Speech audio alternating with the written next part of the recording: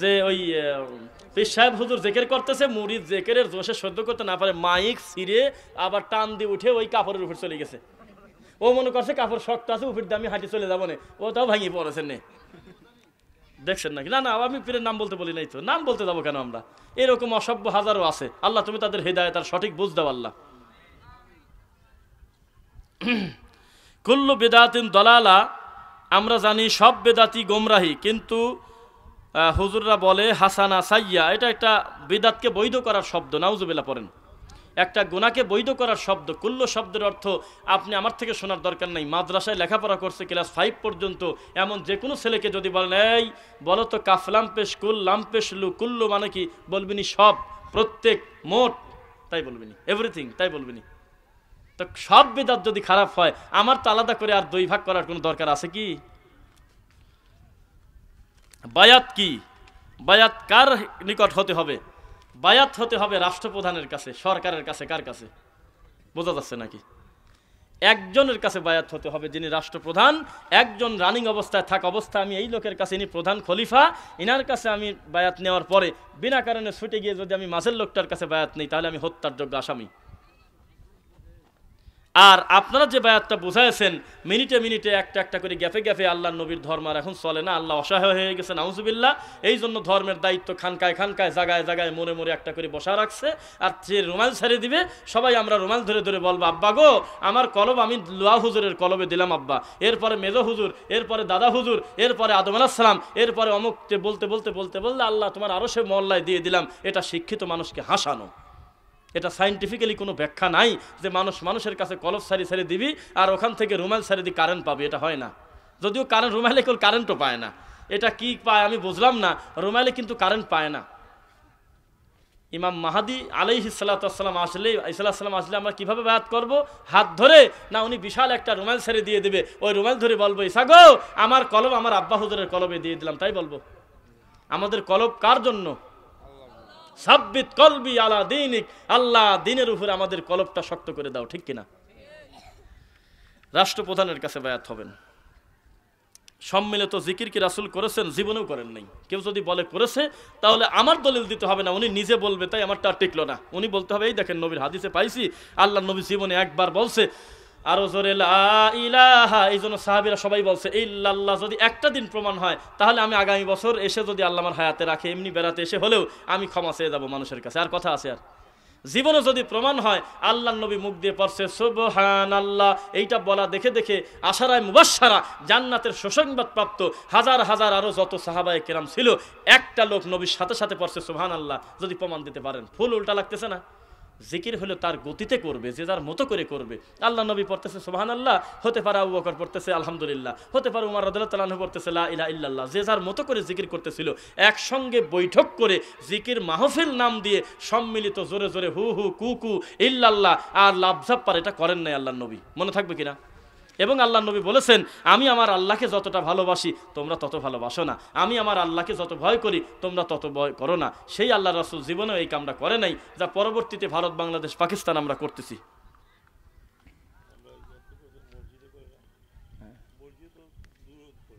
পরে কত কিছু করে, এটা তো সামনে আনার কোনো দরকার নেই, কারণ কোথায় কি হয় এটা তো জানেনি। বাংলাদেশের ইসলাম থাকে। আমরা প্রশ্নোত্তর পর্বে একটা পর্দায় আছি, তো এখন কথা বলতে গেলে তো আসলে অনেক কথা বলে যাবে। আমাদের দেশে তসবি দানা আছে কিনা? তসবি দানা নাই? আপনার বাহ্যিক দৃষ্টিতে মনে হবে যে এটা খারাপটা কি? তসবি তো আমি সুবহানাল্লাহ পড়তেছি, কিন্তু আপনি যখন রাসূলকে পূর্ণ অনুসরণ হুবহু দেখে দেখে অনুসরণ করতে যাবেন, তখন তসবি দানাটা হাত দিয়ে ফেলা দিয়ে বলতে হবে সুবহানাল্লাহ, আলহামদুলিল্লাহ, আল্লাহু আকবার, লা ইলাহা ইল্লাল্লাহ। তাহলে কি হবে? বিচারের মাঠে আপনার এই আঙুলের করগুলো আল্লাহর কাছে সাক্ষী দেবে আপনার পক্ষে। সুবহানাল্লাহ। কেননা আল্লাহ নবীর সময় জয়তন ফল ছিল, আল্লাহ নবীর সময় কাঠি ছিল, তিনি যেহেতু কোনোদিন এই কাজ করেন নাই, হাত দিয়ে করাটাই ভালো। কেউ যদি কয় যে আমার মনে থাকে না গুনাহ হিসাব, আরে গুনে শোনাবে কাকে? যে আল্লাহ শোনে সে আল্লাহর কাছে আবার গুনাহ গাতা কিসের? বেহিসাবি করতে থাকো সুবহানাল্লাহ। Not only fix but also plus, পৌনপনিক চলতেই থাকো কন্টিনিউসলি এভরি টাইম। এর গুনাহ গাতা কিসের? খালি খালি হাজার দানার তসবি বানায় গোল হয়ে বসে একটা মসজিদে বহুদিন আগে গেছিলাম হাফিদিয়া মাদ্রাসায়, তখন পড়ি কালেকশনে দিয়েছে পেঁয়াজ কালেকশন, জানেন না? কালেকশন দেয় সিজনে, মৌসুমি কালেকশন। এই কাঁধে করে নিয়ে গেছি, একটা মসজিদ পাইছি, যান বাসলো ফ্যানটা দিয়ে একটু গাওটা জোড়ায় যাই, যা দেখি ওই মসজিদে এই লাইট থেকে এই লাইট পর্যন্ত বিশাল একটা তসবিহ এরকম ঝোলানো, গোল করা, বিশাল মোটা মোটা দানা। বললাম যে এত বড় কেন? তো বলে ফজর নামাজ পড়ে অন্তত 50 জন একসাথে টানে আর সুবহানাল্লাহ টান মারে। এটা আল্লাহকে অপমান করা, বেইজ্জত করা। বলেন নাউজুবিল্লাহ। সুবহানাল্লাহ তার গতিতে আঙুল দিয়ে করগুনে থাকবেন। আল্লাহ কোনো জায়গা নির্দিষ্ট করে বলেন নাই 1000-এর কম হলে কিন্তু খবর আছে। তাহলে আমি খালি খালি ঝামেলা নিতে দেবো কেন? আমি করগুনে বলতে থাকি আল্লাহ যতদূর যা করে। কেননা রাসূলকে পূর্ণ অনুসরণ করার নাম হলো তাকে হুবহু অনুসরণ করা। কি বলেন? কোথায় কি হয় এটা মাথায় নেওয়ার দরকার নেই। এখানে অনেকেই নাম লিখেছেন, আমরা কোনো বক্তার নাম নিতে পারি না, দরকার কি নেওয়ার? বুঝতে পেরেছেন কিনা?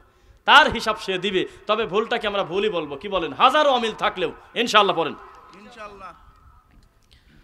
আমাদের দেশে আখেরি মোনাজাতের প্রচলন আছে, কিন্তু আরাফার ময়দানে, এটা কথা তো আমাদেরও, বাঙালি তো লোড নিতে পারে না কথার। আল্লাহ সুবহানাহু ওয়া তাআলার কাছে পৃথিবীতে 365 দিনের সবচেয়ে দামি দিন যেদিন আরাফার ময়দানে হাজিরা একত্রিত হয়। আল্লাহ রাসূল বলতেছে ওই দিন বনি আদমকে যত ক্ষমা করা হয় 364 দিনে আর এত ক্ষমা করা হয় না। বলেন সুবহানাল্লাহ। তার দিনটা কি ছোট না বড় দামি? আজ 1450 বছরের ইতিহাসে কোনো লোকের, কোনো কাবার ইমামের সাহসী হয় নাই যে পায়া গেছি সুযোগ, সারা বিশ্ব থেকে হাজি আসছে, কামেল লোক আসছে, আল্লাহ এই সুযোগ একটা আখেরি মোনাজাত মারি দিয়ে আজকে ক্ষমা নিয়ে নেব। কেউ সাহস পায় নাই। যে কোনো একটা হাজি একটু হাত উঁচু করে বলেন যে কাবা ঘরে গিয়ে এতদিন সালাত আদায় করলাম, একটা দিন সকলকে নিয়ে সম্মিলিত মোনাজাত হয়েছে, হাত তোলেন। তাহলে আপনাকে প্রমাণ করতে হবে যে তার থেকে বাঙালি আমরা দিন ধর্ম বেশি বুঝি। যেহেতু তারা আরবি বোঝে না, আমরা ভালো বুঝে গেছি, এই জন্য আমাদেরটা ভালো, আমাদের থেকে কিছু তাদের শেখার আছে, তখন আমার আর কথা নাই। আর যদি মনে করেন যে না আল্লাহ রাসূল যেখানে করেন নাই আমি আলাদা করে করব কেন, এটাই হলো ঠিক কথা। বুঝতে পারলেন কিনা? কোনো দিন আপনার ওই টঙ্গিতে ওখানে যদি আখেরি চলে, তাহলে আল্লাহর মেহমানকে দিয়ে কাবা ঘরে হাজি সাহেব বা যিনি ইমাম তিনি মনে করতে পারতেন না যে সুযোগ পাইছি। আমাদের দেশে কিন্তু মোনাজাতে বলা হয় আল্লাহ অমুক অমুক অমুক অমুক অমুক অমুক লোকের হাতের ওসিলায়, অমুক অমুক অমুক অমুক লোকের দুয়ার ওসিলায় আমাদের নেক মাকসুদ পুরা করো, কয় না? এই ওসিলা আপনি কোথায় পাইলেন? যেখানে মুহাম্মদ সাল্লাল্লাহু আলাইহি ওয়াসাল্লাম নিজে কোনোদিন বলেন নাই আল্লাহ এই যে আরাফার কত হাজি গো আল্লাহ, যে হাতটা তোমার দরবারে কবুল হয় তুমি কবুল করে নাও। বলে নাই কেন? আল্লাহ সুবহানাহু ওয়া তাআলা বলতেছে প্রত্যেকটা মানুষের হিসাব হবে তার আমল হিসেবে। কি হিসাবে? আমালুন সালেহ, নেক আমল যে যেরকম করবে তার ফল সেরকম পাবে। এখানে আরেকজন ব্যক্তিকে হাওলা করে দিয়ে ধার করার কোনো ইসলাম আমাদের নাই। আল্লাহ তুমি তৌফিক দাও সঠিক দিন মানার। আমাদের ভারতবর্ষে মৃত্যুবার্ষিকী পালন করা হয়, জন্মবার্ষিকী পালন করা হয়, কিন্তু আরবে সাহাবায়ে কেরামের বেলায় কোনো দিন হয় নাই আমরা জানি। আচ্ছা আচ্ছা, তো সব উত্তর তো দিয়েই দিয়েছেন, তা আমি আর কি বলবো। মৃত্যু দিবস, কুলখানি, শ্রাদ্ধ এটা আমাদের দিনের কিছু না। একটা ব্যাপার বলি আপনাকে, প্রথমে কিন্তু বলছি যে আমাদের এই প্রশ্ন উত্তরগুলো আপনাদের কাছে পুরা উল্টা লাগতে পারে, তবে উল্টা লাগলেই সেটা মন্দ না। সঠিক যদি হয় সেটা আল্লাহ রাসূলের যদি হয়, আমাদের কারোরও যদি অজানা না থাকে তবুও সেটা সঠিক। পৃথিবীর সবাই যদি না জানে কোনো একটা সঠিক, তবু সেটা সঠিক। সবাই যদি একটা জিনিস জানে বেঠিক, ওইটা যদি আল্লাহ জানে সঠিক, তা আল্লাহটা চলবে না বান্দারটা চলবে? আল্লাহটা। এইসব কুলখানি, শ্রাদ্ধ এরকম কোনো কিছু আল্লাহ রাসূল করেন নাই। কথা কি মনে থাকবে কিনা? যদি কেউ বলে করেছেন, দলিল একটাই। আমাদের কাছে যদি কেউ বলেন যে দলিল কি, তাহলে আপনি বোকা। এই জমি তো আমারই না, আপনি দলিল চাচ্ছেন কি জন্য? এই জমি, এই চেয়ার আমার না, আপনি খালি খালি বলতেছেন যে চেয়ার যে আপনার, প্রমাণ দেন। আরে ভাইরে আমার চেয়ার না, আমি দলিল দেবো কিভাবে? এই দলিল দেবে যেই হুজুররা এটা করে, উনি বলবে যে আপনার কথাটা ভুল হলো, এই দেখেন আমাদের করার সপক্ষে দলিল আছে, তাই তো হিসাব হয়ে গেল। আমি কিন্তু দলিল দেবো না একটাও। কেন? দলিল কোনো দিন বিদাতের হয় না। দলিল থাকলে সেটা সুন্নাত হয়ে যেত, দলিল নাই জন্যই সেটা বিদাত। মনে থাকবে কিনা? একজন লোক বলতেছে যে সম্মিলিত ফরজ সালাতের পর মোনাজাত বিদাত, এটা কোথায় পাইছেন? এর দলিল কি? এটা হাসির কথা হলো না? আপনি যে করতেছেন, আপনি কাগজে লিখে দেন আল্লাহর নবীর অমুক হাদিসের ভিত্তিতে, অমুক সাহাবীর জীবনী বা অমুক সাহাবীর আমলের ভিত্তিতে আমরা এই আমলটা করি, তখন আমার কথার আর 4 পয়সার দাম থাকলো না। তখন আমি বলবো হো তাহলে আমারটাই তো ভুল। অসুবিধা আছে, ভুল স্বীকার করতে লজ্জা আছে? যতদিন পর্যন্ত আপনি প্রমাণ না করবেন যেটা রাসূলের, ততদিন পর্যন্ত আমি বলবোই যে কর্মটা বিদাত। মনে থাকবে কিনা? 4 কুরসি 4 মাযহাব, অনেকে বলে ফরজ আছে, এটা তো হাসির কথা। 4 কুরসি 4 ফরজ, এটা মিথ্যা কথা। মনে থাকবে কিনা? 4 কুরসি আবার কি? এটার নাম কি জানো? বলে আমার মনে নাই। 4 কুরসির নাম জানা আছে কারোর? একটার নাম হলো আয়াতুল কুরসি, আর একটার নাম হলো কি জানো, এরকম 4 দিয়ে চেয়ার। কুরসি মানে চেয়ার। চেয়ার কোনোদিন ফরজ হয়? এটা মানুষকে হাসায় এরা। রাসূল সাল্লাল্লাহু আলাইহি ওয়াসাল্লামের মা বাবার কবর জিয়ারতের উদ্দেশ্যে দেখতে, হ্যাঁ, রাসূল সাল্লাল্লাহু আলাইহি ওয়াসাল্লাম তার পিতামাতার জন্য আল্লাহর কাছে ক্ষমা চাইতে চেয়েছেন, আল্লাহ অনুমতি দেন নাই। আল্লাহ বলেছে ক্ষমা চাইতে পারবেন না, তো বলছে তাহলে আমি কবরটাকে দেখতে পারবো? জি, তা পারবেন। এখানে আপনি আর কোনো কথা বাড়ানোর দরকার নেই। কথা বুঝতে পারলেন কিনা? আজানের আগে আসসালাতু আসসালামু আলাইকা রাসূলুল্লাহ এটা পড়াটা রাসূলের সুন্নাহ বিরোধী কাজ, এটা নবীকে অপমান করা। কেন? আল্লাহর দাবি যে আমার ঘরে শুধুমাত্র আমার শব্দই হবে, প্রথম শব্দ হবে আল্লাহু আকবার। কার ভেড়া হারা গেছে, কার ঘড়ি পাওয়া গেছে, কার অমুক হয়ে গেছে, এটা আল্লাহর ঘরে এলান হবে না, এটা ভিন্ন একটা মাইকে বলতে হবে। আল্লাহর ঘরে শুধুমাত্র আজানই হবে। বেলাল কোনোদিন বলে নাই একটা মেশাক পাওয়া গেছে নামাজের পরে নিয়ে যাবেন, এটা বলেন নাই কোনোদিন। সুতরাং দরুদ একটা ইবাদত, ইবাদত কিনা? সালাম একটা ইবাদত, কিন্তু এই ইবাদতটা তো আপনি আজানের সাথে মিলাই দিতে পারেন, এটা ভিন্ন ইবাদত। আজানের পরে দরুদ পড়বেন, মনে থাকবে কিনা? আজানের আগে মাইকে কোনো শব্দ হবে না, কেননা আল্লাহু আকবারের চাইতে দামি শব্দ পৃথিবীতে আর নাই। এই শব্দের আগে পিছিয়ে কোনো কিছু বলার দরকার নাই। যেই আজান শেষ, সঙ্গে সঙ্গে আল্লাহ রাসূলের উপর দরুদ পড়বেন সাল্লাল্লাহু আলাইহি সাল্লাম, এরপরে দোয়া পড়বেন। প্রশ্ন ভুল ত্রুটি হলে মার্জনীয়, মাফ করবেন। আজিজুল হক, লাখাই হবিগঞ্জ। আর এর রাগ করবো কেন? সব তো শিক্ষণীয় জানার জন্যই বলছেন, কেউ তো খাটো করার জন্য না। জর্দা খায় এমন ইমামের পিছনে সালাত হবে কি? মাঝে মাঝে মিথ্যা কথাও বলে, এটা পাপ তো দুইটা। পাপ তো দুইটা। মিথ্যা কথা বলা কিন্তু মারাত্মক অপরাধ, কিন্তু আমাদের দেশে এই অপরাধটাকে স্বাভাবিক মনে করা হয়। মিথ্যা কথা বলা বড় অপরাধ, জর্দা খাওয়া হারাম অপরাধ। এইরকম অপরাধের পিছনে সালাত আদায় করবেন কিনা কমিটিকে নিয়ে আগে বসেন। এইরকম অস্পষ্ট ব্যক্তিকে আল্লাহর ঘরের মতো দামি জায়গায় রাখছে কেন? কথা বুঝতে পারলেন কিনা? আলোচনা করে একটা পরিবেশ করবেন। রাতারাতি আমরা কাউকে ইমামতি থেকে বাদ দেওয়ার কেউ না। সম্মানী মানুষ সম্মানের জায়গায় থাক, খালি পাপ মুক্ত হয়ে থাক, এইটা হলো কথা। মনে থাকবে কিনা? বহু মানুষ, বহু বড় বড় পাপী আল্লাহ নবীর হাতে হাত দিয়ে কালেমা পড়ে মুসলমান হয়ে ভালো মানুষ হয়ে কবরে গেছে, দোষ আছে? দোয়া যারা করে না তারা বলে হাইব্রিড মৌলবী। হ্যাঁ, দোয়া সম্বন্ধে এখানে একটা কথা, বাথরুমে টয়লেটে পায়খানায় যখন যান দোয়া নাই, কথা বুঝে নিন। কিন্তু পায়খানা যাওয়ার আগে দোয়া আছে কিনা? এই দোয়াটা মুখস্থ আছে কার বলেন তো? আল্লাহুম্মা, আমি বলে দিলাম, একটু বলেন, তুই বলো। এই ছেলেটা এত সুন্দর, মানে আরেকটা জিনিস পড়ছে এর আগে। মাশাআল্লাহ মাশাআল্লাহ, আপনারা শিখবেন। দেখেন, প্রথমেই এই ছেলেটা কালেমা শাহাদাতের কথা বললো, মসজিদে ঢুকে 2 রাকাত সালাত পড়তে হয় জানে। এইগুলো আপনারা নিজেরাও চর্চা করে ভালো জিনিস শিখবেন।